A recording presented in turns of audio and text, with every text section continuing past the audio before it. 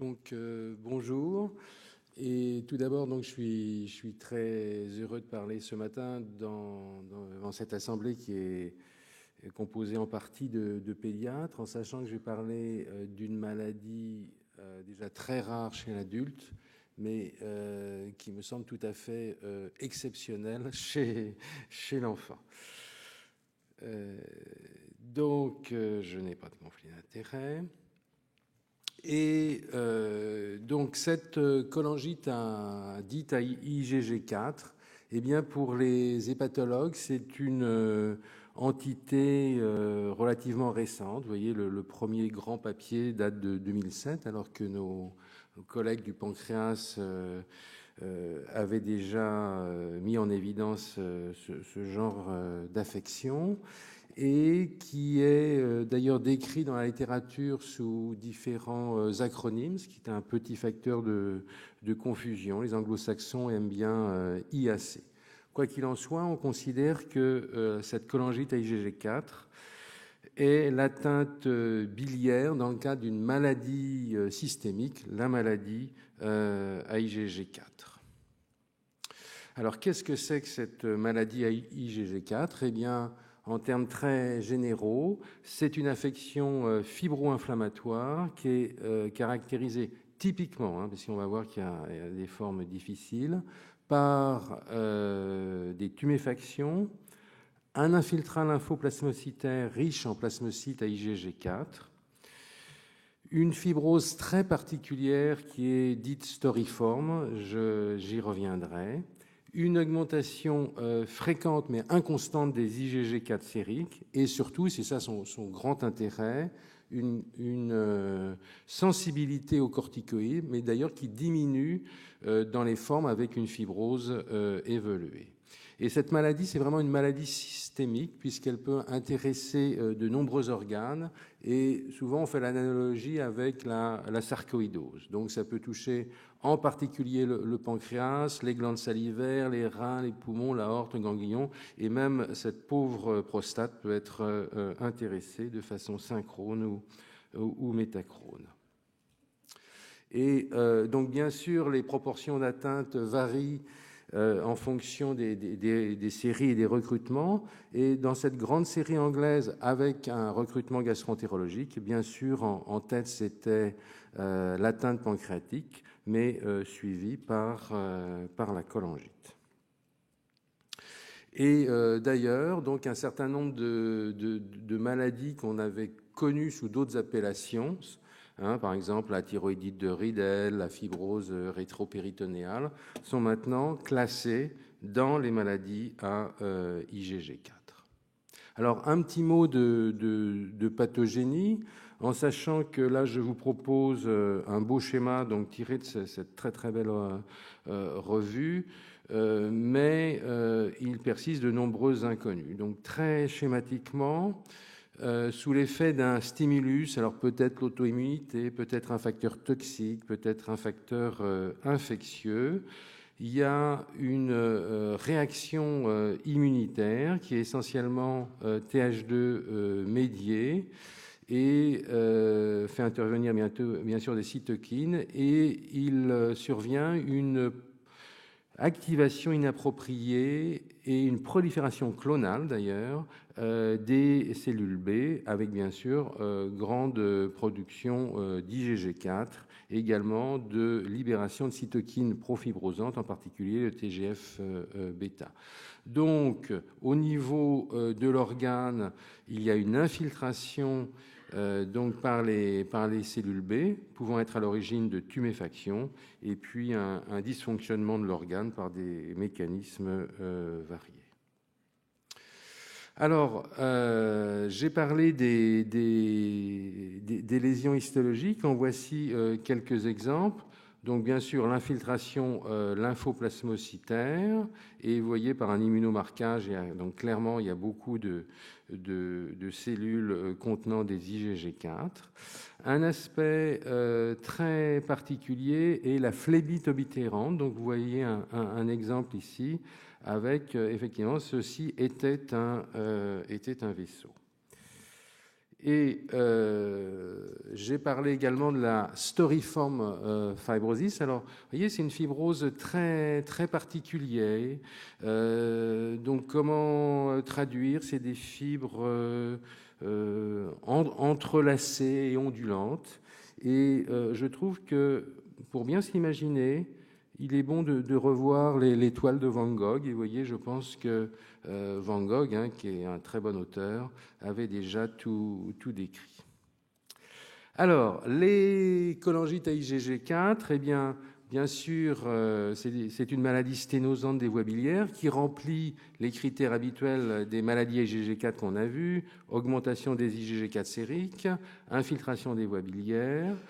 Cette maladie touche les voies biliaires, surtout les voies biliaires extra-hépatiques, et elle est souvent associée à une autre affection fibro-inflammatoire, et notamment la pancréatite auto-immune de type 1, dont la prévalence au Japon est élevée. D'ailleurs, la majorité des papiers concernant les maladies IgG4, en particulier les manifestations bilio-pancréatiques, viennent du Japon. En France, on n'a pas d'idée précise de la prévalence des cholangites à IgG4, mais par exemple dans la grande série de Beaujon, il est noté qu'environ 15% des pancréatites auto-immunes de type 1 ont une cholangite à IgG4. Et à nouveau, une des caractéristiques, c'est la réponse aux corticoïdes. Donc voici un exemple. Et vous voyez, donc on se sent des grands docteurs, puisque là, c'est un effet quasi miraculeux. Alors, bien sûr, les éléments du diagnostic, c'est essentiellement sur l'aspect cholangiographique, dont certains sont représentés ici, avec donc très souvent une sténose, voyez, distale, presque intrapancréatique, mais qui peut s'associer à des sténoses au niveau du hile, voire clairement intra-hépatique. Et bien sûr, le diagnostic, un des diagnostics principaux différentiels, c'est la cholangite sclérosante classique. Et donc, en écho-endoscopie, est décrit un assaupplissement circulaire et symétrique de la paroi bulaire qui est très marqué, qui peut être un petit élément d'orientation, mais le principe, c'est absolument de bien regarder le pancréas. Est-ce qu'il y a des signes de pancréatite auto-immune?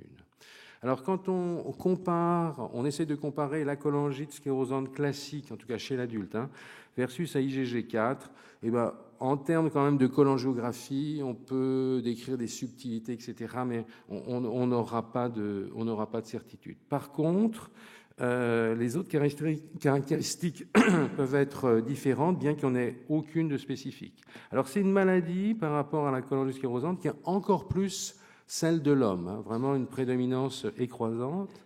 C'est un homme habituellement plus âgé, autour de 65 ans, et souvent avec un début brutal, enfin un ictère. Il y a très rarement une MICI associée, mais ce n'est pas un critère d'exclusion. Bien sûr, il y a les maladies pancréatiques associées. En termes de cholangiocarcinome, classiquement, ça ne se complique pas de cholangiocarcinome, mais c'est un point qui est débattu. L'augmentation des IgG4, eh ben, elle est inconstante, et il y a certaines cholangites sclérosantes avec une petite élévation des IgG4. Et puis bien sûr, par contre, en termes de traitement, la réponse est très différente. Quoi qu'il en soit, la Société américaine d'hépato recommande, lors de tout diagnostic de cholangite sclérosante au sens large, de faire un dosage systématique des IgG4, bien que ce dosage ait de nombreuses limitations. Ainsi, dans cette série américaine qui donc regardait les valeurs sériques des IgG4 dans différentes populations, donc cholangite à IgG4, cholangiocarcinome, cholangite sclérosante avec cholangiocarcinome et cholangite sclérosante sans cholangiocarcinome. Donc vous voyez, la norme en gros c'est jusqu'à 1,4 g par litre, et donc il y a de nombreuses valeurs élevées, et vous voyez dans les groupes des overlaps, si j'ose dire, extrêmement extrêmement fréquent. Donc les auteurs insistaient sur le fait qu'une élévation isolée des IgG4 n'élimine pas le diagnostic de cholangiocarcinome et qu'il ne faut pas se contenter d'une valeur au-dessus de 2 fois la normale. C'est réellement à partir de 4 fois la normale qu'il y a une grande spécificité. Et vous voyez, à nouveau, par contre, il y a d'authentiques cholangites à IgG4 avec des IgG4 sériques normales. Et alors, très récemment, il y a une PCR quantitative pour l'ARN IgG4 et immuneux qui a été développée et le rapport semble avoir une très bonne spécificité, mais c'est une technique qui n'est pas encore de diffusion large. Alors sur le plan histologique pour la cholangite à IgG4, là, on est un peu en difficulté parce que vous avez bien vu cette fibrose storiforme et les phlébites oblitérantes. Bien sûr, on est très en sous-épithélial profond, si j'ose dire. Donc, en termes de biopsie endobiliaire, on peut espérer voir la présence d'IgG4, mais avec des seuils donc, qui sont discutés et qui ne permettent pas de diagnostic ferme. En termes de biopsie hépatique, dans notre expérience, aspect variable, le plus souvent non spécifique, un peu d'infiltrant, mais pas particulièrement IgG4, un peu de réaction ductulaire. Par contre, au Japon, ils trouvent pas mal de plasmocytes dans le foie dans cette situation, dans en gros un quart des cas.